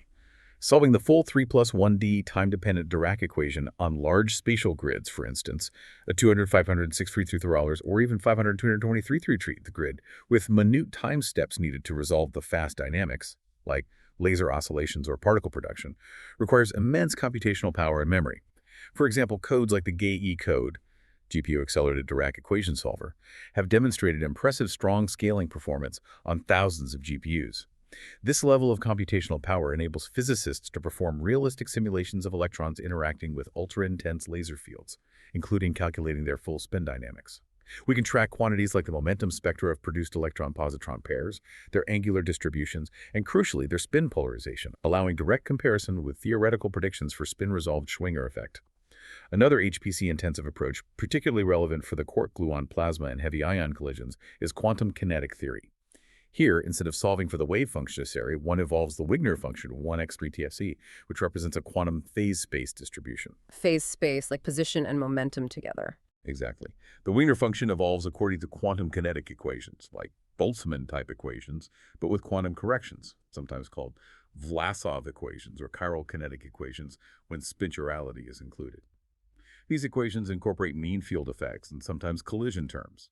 This approach has been successfully applied to study phenomena like axial charge evolution, related to the chiral magnetic effect, and spin polarization transport in heavy ion collisions. Solving these partial differential equations in 3 plus 1 dimensions also demands significant HPC resources. And looking further ahead, quantum computing offers a potentially revolutionary future path for simulating real-time fermionic dynamics without facing the classical sign problem. Methods exist, like the Jordan-Wigner or Bravy-Kitaev transformations, to map fermion operators onto qubit operators. Small-scale demonstrations, such as simulating 1 plus 1 dimensional QED dynamics or simple lattice models on quantum simulators, have already been achieved. However, scaling this up to realistic 3 plus 1D problems remains a major long-term challenge due to current quantum hardware limitations, number of qubits, coherence times, error rates. For the foreseeable future, classical HPC remains the primary tool for large-scale real-time Spinor simulations. What specific HPC advancements, both in hardware and algorithms, are making these incredibly complex simulations possible today, pushing the boundaries of what we can computationally explore? The advancements have been significant on multiple fronts. Hardware. The rise of multi-GPU computing on large HPC clusters allows simulations with millions, even billions of grid points, and enables long-time propagations needed to capture the evolution realistically. Memory bandwidth and internode communication speed are also critical bottlenecks being constantly improved. Algorithms for solvers. For implicit time-stepping schemes or when solving related equations like Poisson's equation for fields, sophisticated iterative linear algebra solvers are essential. Methods like BCG-STAB, biconjugate gradient stabilized, GMRES, and other Krylov subspace methods, often combined with multigrid preconditioners, are crucial for accelerating the solution of the huge, sparse linear systems that arise. Matrices can easily be 108 times 188 or larger in 3D. Algorithmic advancements. Specific algorithmic improvements tailored to the Dirac equation or kinetic equations have led to major speedups. For instance, highly optimized stencil computations for finite difference operators on GPUs, or the development of adaptive multigrid methods specifically for Wilson-Clover fermions in lattice QCD have achieved speedups of 10x to 100x compared to simpler methods. As a concrete example relevant to real-time dynamics, recent work like that cited by Vembe et al. 2025 in the outline, described a solver achieving remarkable parallel efficiency, 85% weak scaling on over 2,000 GPUs. This kind of performance allows for simulations of ultra-intense laser atom interactions with full spin resolution that were computationally intractable just a few years ago, directly impacting our ability to predict and interpret results from upcoming strong field experiments. These HPC capabilities provide a critical window into the dynamic non-equilibrium behavior of fundamental spinning particles in extreme fields. We're watching physicists leverage supercomputers and cutting-edge algorithms to virtually film the universe's most dramatic quantum events, from the birth of particles from empty space to the swirling dance of matter in a subatomic fireball.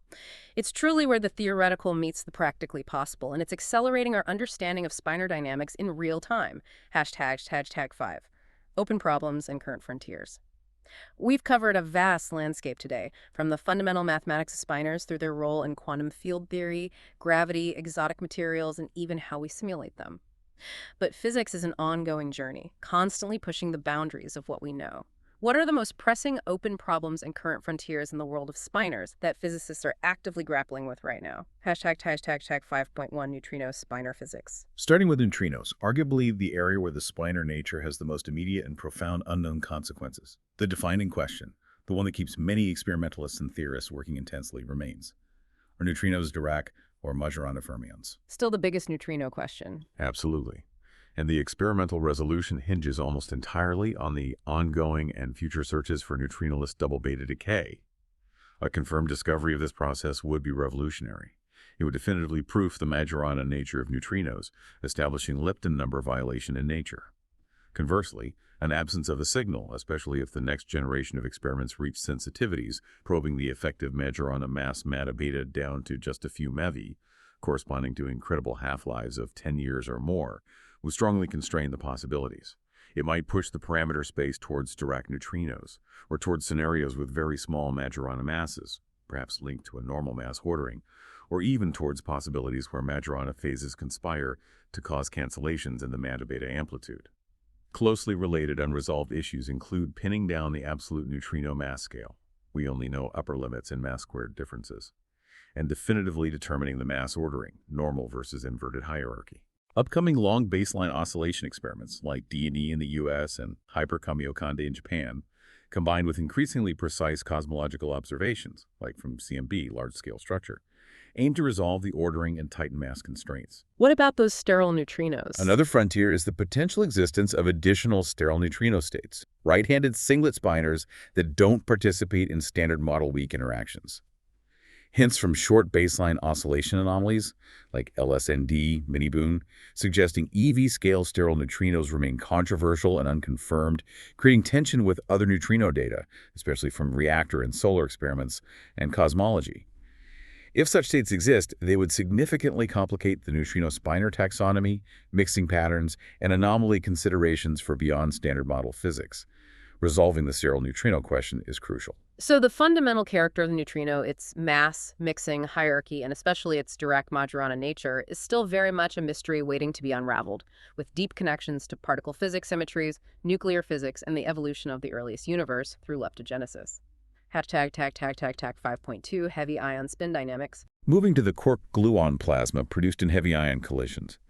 Despite the groundbreaking discovery of global lambda hyperon polarization confirming spin vorticity coupling, the most prominent unresolved issue is the local polarization sign puzzle. The opposite sign problem. Exactly. Current state-of-the-art hydrodynamic and transport models still struggle to consistently explain the observed opposite phase or sign of the longitudinal lambda polarization component as a function of azimuthal angle compared to naive expectations based on thermal vorticity alone. Active investigations are exploring several potential resolutions. These include a better understanding of feed-down contributions from the decays of heavier resonances, like sigma dollars, the role of shear-induced polarization, quantum corrections to the spin vorticity coupling itself, and detailed studies of spin-dependent interactions during the late-stage hadronic rescattering phase. A full quantitative description remains elusive. Furthermore, achieving precise quantitative agreement between models and experimental data for the magnitude and the beam energy dependence of the polarization across different collision systems is an ongoing challenge. Some microscopic transport models currently tend to underpredict the observed polarization values. What about other particles? Researchers are actively measuring the spin polarization, or alignment for spin 1, of other particles, such as multiply strange hyperons, omega and vector mesons, like the Fig lights and psis. These provide additional complementary tests of the theoretical framework and could potentially reveal effects from the strong electromagnetic fields present in the collisions or unique particle production mechanisms. On the theoretical side, the frontier involves developing a more complete and consistent relativistic spin hydrodynamic theory. This needs to incorporate spin chemical potentials, dissipative effects related to spin transport, like spin viscosity, ensure rigorous conservation of total angular momentum, and ideally satisfy an H-theorem entropy production, while being matched consistently to underlying quantum kinetic theory descriptions. There's also work on linking the observed final state polarization back to the initial conditions of the collision, for example, understanding the interplay between the initial orbital angular momentum distribution and the subsequent development of anisotropic flow gradients, often using sophisticated initial state models like AMPT or hydro plus transport hybrids. It's a really complex interplay between quantum field theory in extreme conditions, relativistic fluid dynamics with spin, nuclear physics, and detailed experimental observation, all coming together to understand this most vortical fluid and the subtle but measurable role of quantum spin within it. Hashtag tag 5.3 Schwinger effect and strong field QED. For the Schwinger effect and strong field QED, the next few years are absolutely critical for experimental verification. The community is eagerly awaiting results from facilities like LUCC at DE6FEL and potentially ELI, which aim for the first direct detection of spontaneous light E-power production in the non-perturbative tunneling regime. Finally seeing particles born from light. Or light, plus a strong field, yes. If this regime is successfully accessed, future experiments could then meticulously vary laser parameters, intensity, frequency, polarization, pulse shape, to quantitatively test the detailed theoretical predictions, including phenomena like the dynamically assisted Schwinger effect and the precise momentum spectra of the created pairs. A significant, perhaps even greater experimental challenge beyond just detecting pairs will be measuring the spin polarization of the produced electrons and positrons. As we discussed, theory predicts potentially high polarization under certain conditions. Developing and implementing the required specialized polarization-sensitive detection schemes, like efficient Mott polarimeters for relativistic particles, is a major experimental frontier. On the theoretical side, important open issues include developing methods to accurately account for back reaction. That is, how does the plasma of produced pairs screen or modify the very external field that created them? This pushes into the highly nonlinear regime of QED. There's also interest in extending these concepts to other QED contexts, such as pair production in cosmological settings, like de Sitter space, or near black holes, where strong gravitational fields might play a role analogous to strong electric fields, Hawking radiation as a thermal analog. Connections are also being explored to hadronization in QCD. For example, spin-resolved versions of the Lund string model, used to describe particle production in Laplace E or PP collisions, might be needed to explain observed transverse spin asymmetries in hadron production, possibly relating to Schwinger-like pair creation in the color field of the string. What about other particle types? While highly speculative due to the neutrality requirement for Majorana particles, some theorists ponder the Schwinger effect for hypothetical Majorana fermions, like maybe heavy, sterile neutrinos, if they exist and couple appropriately, in immense external fields, though this is far beyond current experimental possibilities. We're talking about confirming a fundamental prediction about the quantum vacuum breaking down under extreme stress, potentially creating beams of spin-polarized matter directly from light and fields. It's truly a cutting-edge frontier awaiting experimental breakthrough, offering unique insights into strong field QED, the nature of the vacuum, and fundamental symmetries. Hashtag 5.4 topological matter and Majorana zero modes. Turning back to condensed matter and topological phases, the biggest open problem remains the unambiguous detection and definitive manipulation of Majorana zero modes, MZMs. Despite more than a decade of intense experimental effort and many promising signatures like zero-bias peaks, distinguishing true topological MZMs from ubiquitous trivial Andreev-bound states that can accidentally mimic them remains exceptionally challenging. Researchers are actively pursuing more sophisticated key signatures beyond simple zero-bias peaks. These include demonstrating quantized conductance plateaus, 2 in 2 hours, observing specific correlations between MZMs at opposite ends of a wire, testing predictions for the fusion rules of Majoranas, and searching for effects like the $4 periodic Josephson effect, or fractional Josephson effect, in MZM-based junctions. Recent results showing improved quantization and robustness are encouraging, but the community generally agrees that more definitive proof is needed. The ultimate holy grail in this field is to experimentally perform braiding of MZMs and thereby directly demonstrate their predicted non-abelian statistics. This would involve physically moving MZMs around each other, for example, by manipulating gate voltages in a network of nanowires, or moving vortices in a 2D system, and measuring the resulting transformation on the encoded quantum state, likely through interferometry or fusion experiments. Achieving this has proven extremely difficult, but remains the ultimate goal, as it's essential not only for fundamental confirmation, but also for realizing the potential of MZMs in topological quantum computing. So making them dance and proving they follow these exotic rules. Exactly. Beyond detection and braiding, there's also active research into understanding the fundamental characterization of the superconducting pairing state itself in various candidate topological superconductors.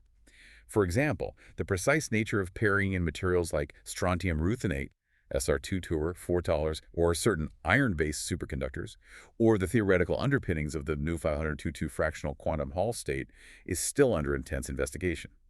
Theoretical challenges also remain, such as understanding MZM interactions and quantum correlations in realistic device arrays, assessing their true robustness against various sources of noise and decoherence, like quasi-particle poisoning, and exploring newer platforms like higher-order topological insulators or flock-engineered topological phases. So, while plausible observations of Majorana modes exist and are improving, conclusive proof of their existence, their non-abelian nature, and robust manipulation for quantum computing remains a major open problem.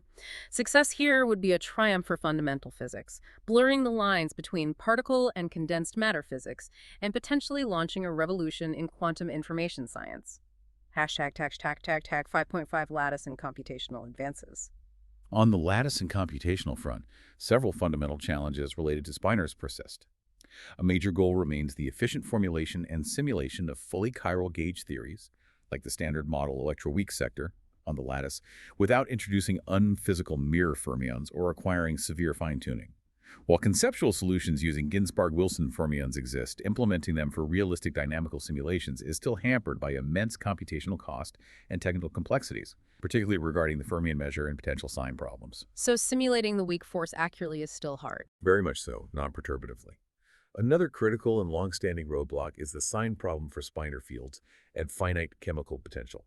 This prevents direct lattice Monte Carlo simulations of QCD at non-zero baryon density, $, which is crucial for understanding the phase diagram of nuclear matter, the equation of state of neutron stars, and heavy ion collisions at intermediate energies.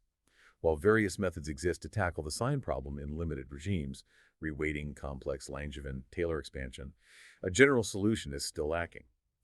Quantum computing is often touted as a long-term hope for overcoming this sign problem. There's also continuous effort in algorithmic optimization.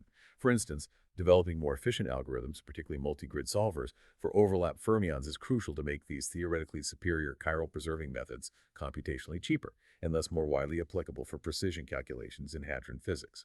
Finally, emerging methods like applying machine learning techniques, for example, generative models normalizing flows, to lattice field configurations are being explored.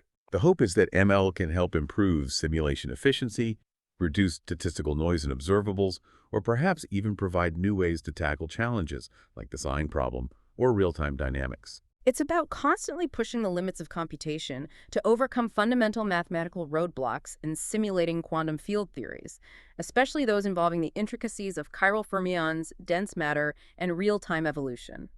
Continued advancements in algorithms and HPC power are absolutely crucial here. Hashtag tag tag 5 tag 5.6 theoretical unification. Finally, at a more abstract theoretical level, there's an ongoing quest for a deeper understanding and classification of all possible spinor types and their roles across various space-time dimensions. This involves leveraging powerful mathematical tools like the theory of Clifford algebras, their representation theory, which exhibits patterns like Bott periodicity, and connections to algebraic topology concepts like K-theory, specifically KO theory for real Spinors Majorana. Going beyond 3 plus 1 dimensions. Yes, understanding the structure of spinors and spin representations in different dimensions, e.g. 10 or 11 dimensions relevant to string theory M theory, or lower dimensions relevant to condensed matter, can provide crucial insights and constraints for beyond standard model (BSM) physics, theories involving extra dimensions, grand unification, and supersymmetry.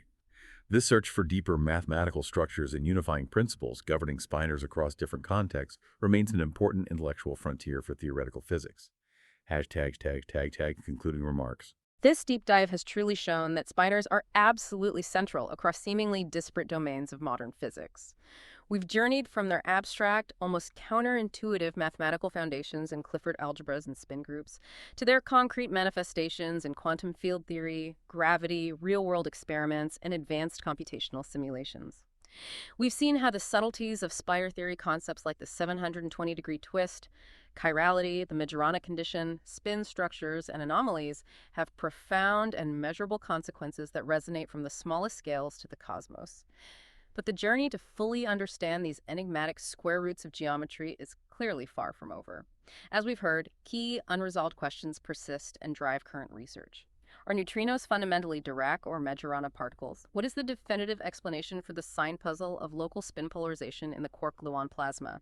Can we finally observe the non-perturbative Schwinger effect in the lab? And crucially, measure the predicted spin polarization of particles created from the vacuum? Can we achieve conclusive proof of non-abelian statistics and robustly manipulate Majorana zero modes for quantum computing? And can we develop efficient non-perturbative lattice formulations for full chiral gauge theories and finally overcome the persistent finite density sign problem? Absolutely. And these are not just isolated puzzles within specific subfields. This research is highly interdisciplinary, blending rigorous mathematics, cutting-edge experiments from deep underground neutrino detectors and huge particle colliders to tabletop nanowire devices and ultra-intense lasers, and leveraging the most powerful computational tools and algorithms available. The answers to these questions promise not only new fundamental knowledge about the building blocks of our universe and the laws governing them, but also hold the potential for technological revolutions, perhaps in quantum computing or new particle sources, or leading to a deeper understanding of fundamental mysteries, like the universe's matter-antimatter asymmetry. The impact of resolving these spinor-related questions will undoubtedly reshape our understanding of physical reality. We've navigated a complex landscape today, from the elegant, almost mystical mathematics that defines spinors to their elusive presence in the universe's most extreme environments and their tantalizing potential to revolutionize technology. Hopefully, you now feel equipped with a more profound understanding of these fundamental, yet strange, entities. As we conclude this deep dive, consider this. What if neutrinos are Majorana fermions, truly dissolving the very boundary between matter and antimatter in ways we're just beginning to grasp? What if we can learn to routinely harness the quantum vacuum itself, using intense lasers to create beams of spin-polarized matter seemingly from nothing, a true alchemy of light and empty space? What incredible new physics, perhaps even new forces or particles, will we uncover when we finally learn to definitively braid Majorana quasiparticles in the lab, potentially unlocking an era of topological quantum computing that redefines what's possible?